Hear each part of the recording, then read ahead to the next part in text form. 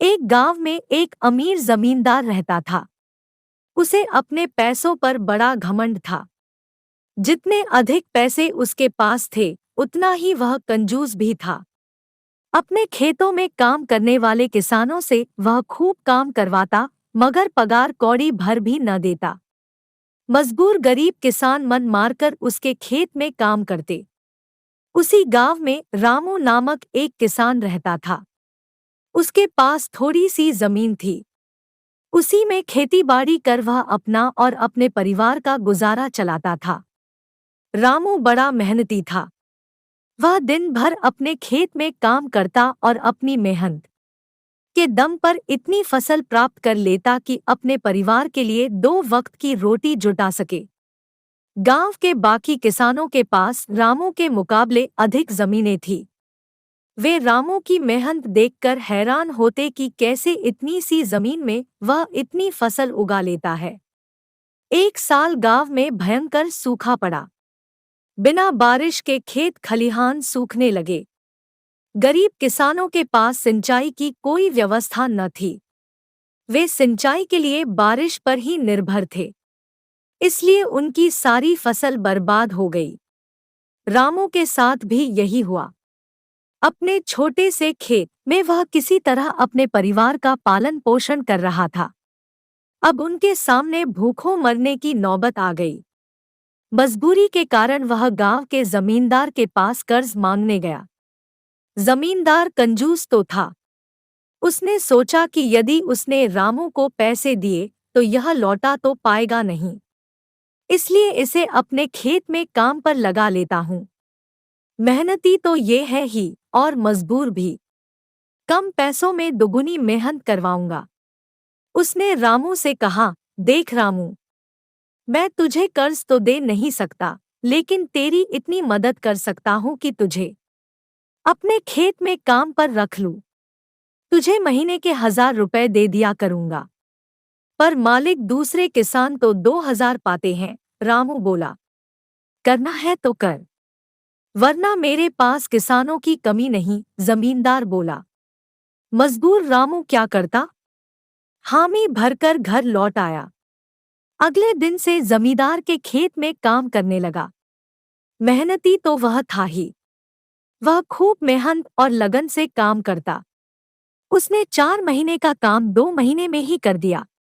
यह देख जमींदार बहुत खुश हुआ। लेकिन इसके मन में मक्कारी जाग उठी। उसने सोचा कि 4 महीने का काम तो इसने 2 ही महीने में कर दिया। क्यों न इसे निकाल दूं? इससे मेरे 2 महीने के पैसे बच जाएंगे। उसने रामू को बुलाया और उसके 2 महीने के पैसे देकर कहा, रामू, यह ले तेरे पैसे। कल से मत आना। अब मुझे तेरी जरूरत नहीं। ये सुनकर रामू परेशान हो गया। बड़ी मुश्किल से उसका घर चल रहा था। अब अपने परिवार का भरण पोषण कैसे करेगा? वह जमींदार के सामने गिड़गिड़ाने लगा कि उसे काम से न निकाले। लेकिन जमींदार ने उसकी एक न सुनी और उसे काम से निकाल दिया। रामू आंखों में आंसू लेकर घर लौटा। चिंता से रात भर उसे नींद नहीं आई। सुबह उठकर उसने फैसला किया कि वह फिर से जमींदार के पास जाएगा और उससे विनती करेगा कि उसे वापस काम पर रख ले। वह जमींदार के घर के सामने जाकर बैठ गया। सुबह उठकर जाट जमींदार अपने घर से बाहर निकला तो रामू को घर के सामने बैठा हुआ देखा।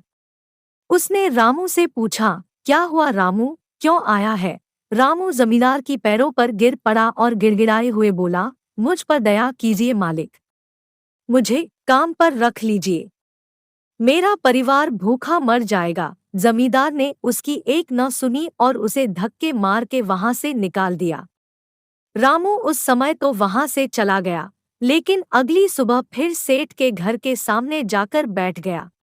जमींदार ने उसे फिर बुरा भला कहकर भगा दिया। अब से रोज यही क्रम चलने लगा। रामू रोज जमींदार के घर के सामने जाकर बैठ जाता और जमींदार उसे भगा देता। पूरे गांव में इस बात की चर्चा होने लगी। सब जमींदार को भला बुरा कहने लगे। तंग आकर जमींदार ने सोचा कि क्यों ना कुछ दिन परिवार सहित दूसरे गांव चला जाऊं। मुझे घर पर ना देखकर रामू यहाँ आना बंद कर देगा। अगले दिन वह परिवार सहित दूसरे गांव अपने रिश्तेदार के घर चला गया। 10-15 दिन रिश्तेदार के घर रहने के बाद जब वह अपने घर लौटा तो मोहन को अपने घर के सामने बैठा नहीं पाया। वह मन ही मन खुश हुआ कि चलो उससे पीछा छूटा, लेकिन वह चकित भी हुआ कि आखिर रामू ने आना बंद क्यों कर दिया। उसने गांव वालों को बुलाकर पूछा तो पता चला कि रामू घायल है और अपने घर पर पड़ा हुआ है। जमींदार ने पूछा, क्या हुआ उसे? एक जमींदार ने कहा, मालिक, आज जब दूसरे गांव चले गए थे तब भी रामू आपके घर के सामने बैठा रहता था। एक दिन आपका खाली घर देखकर कुछ चोर चोरी करने के इरादे से आपके घर में घुसे, लेकिन वे रामू की नजर में आ गए। रामू अपनी जान की परवाह न कर उनसे उलझ गया और उन्हें भगा दिया। उनके बीच हुई हाथ-पाई के कारण रामू घायल हो गया। ये जानकर जमींदार को खुद पर शर्म आने लगी कि उसने रामू के साथ कितना बुरा किया, लेकिन इसके बाद भी रामू उसके घर चोरी होने से बचाने के लिए चोरों से उलझ गया। वह पछताने लगा। उसने रामू के घर जाने का फैसला किया। वह रामू के घर पहुंचा तो देखा कि रामू बड़ी दयनीय अवस्था में चारपाई पर पड़ा हुआ है। उसके बच्चे भूख से बिलख रहे हैं। ये देख जमींदार का दिल भर आया। उसने रामू से अपने किए की माफी मांगी, उसका इलाज करवाया और ठीक होने के बाद अच्छी पगार के साथ उसे फिर से काम पर रख लिया।